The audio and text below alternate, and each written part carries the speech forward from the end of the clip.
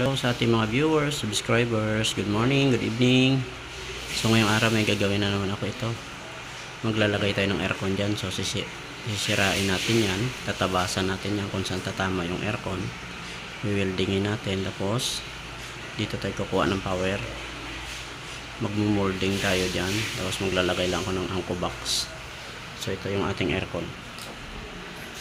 Ordinanso. Yes, I like it. Alright. Naikabit ko na. Ito na lang, outlet na lang. Yan, dinaano natin sa bintana. Yan. Lagyan ko muna sa frame. Yan, tapos ito, yung sa papatong ng aircon. Tapos ito yung sa gitna. Para na hindi mahugot yung aircon. Hindi manakaw. Kasi pag wala ito, pwede nakawin. Ayan. Ayan siya. Okay.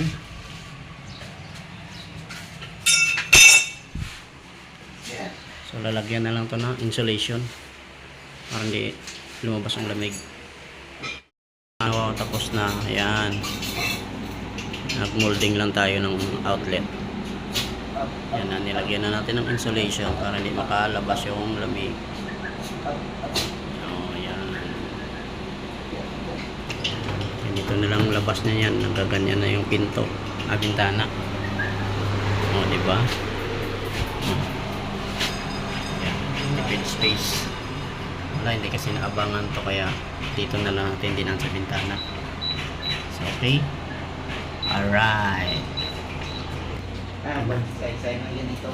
Thank you so much for watching my vlog. Alright.